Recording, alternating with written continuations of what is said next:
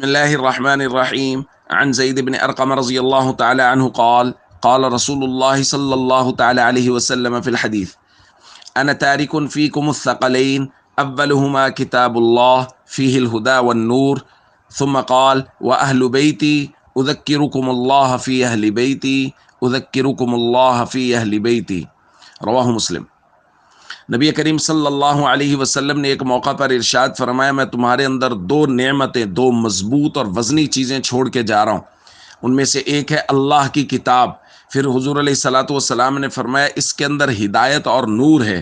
پھر فرمایا فخذوا بکتاب اللہ، اللہ کی کتاب کو مضبوطی سے پکڑو، واستمسکوا بہ، اس کو مضبوطی سے تھام کے رکھو۔ فحث علی کتاب اللہ ورغب فیہ، پھر حضور علیہ الصلاۃ والسلام نے کتاب اللہ پر عمل کرنے کی ترغیب دی، اس کے اوپر ابھارا۔ ثم قال، پھر حضور نے فرمایا واہل بیتی، اور میں دوسری چیز جو نعمت تمہارے اندر چھوڑ کے جا رہا ہوں وہ ہے میرے گھر والے، میرے اہل بیت۔ اور پھر حضور نے فرمایا میں تمہیں اللہ کی یاد دلاتا ہوں اہل بیت کے بارے میں، اذکرکم اللہ فی اہل بیتی، اور میں اللہ کی یاد دلاتا ہوں اپنے گھر والوں کے بارے میں۔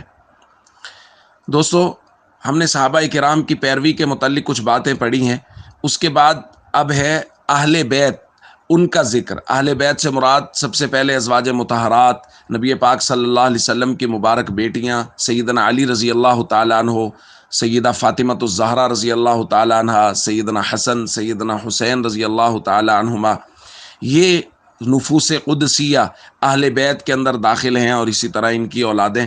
نبی پاک صلی اللہ علیہ وسلم نے بے شمار فضائل ان کے بیان فرمائے ہیں، اور ان میں سے خاص طور پہ حضرت علی، حضرت فاطمہ، حضرت حسن، حضرت حسین، ان حضرات کے۔ تو حضور علیہ الصلاۃ والسلام نے بار بار ان کے بارے میں اللہ کی یاد دلائی ہے کہ ان کے حقوق کا خیال کرنا، ان سے محبت کرنا۔ اب اگر کوئی شخص صرف صحابہ کو مانتا ہے، صحابہ کی بات کرتا ہے اور اہل بیت کی بات ہی نہیں کرتا، یا وہ اہل بیت کو مانتا نہیں ہے، تو اس کا اسلام سے کوئی تعلق نہیں ہے، کیونکہ اسلام ایسا دین ہے جو صحابہ اور اہل بیت دونوں سے آیا ہے۔ یعنی گھر کی باتیں بتائیں اہل بیت نے زیادہ تر، اور باہر کی باتیں بتائیں صحابہ کرام نے، تو یہ مکمل دین ہوا۔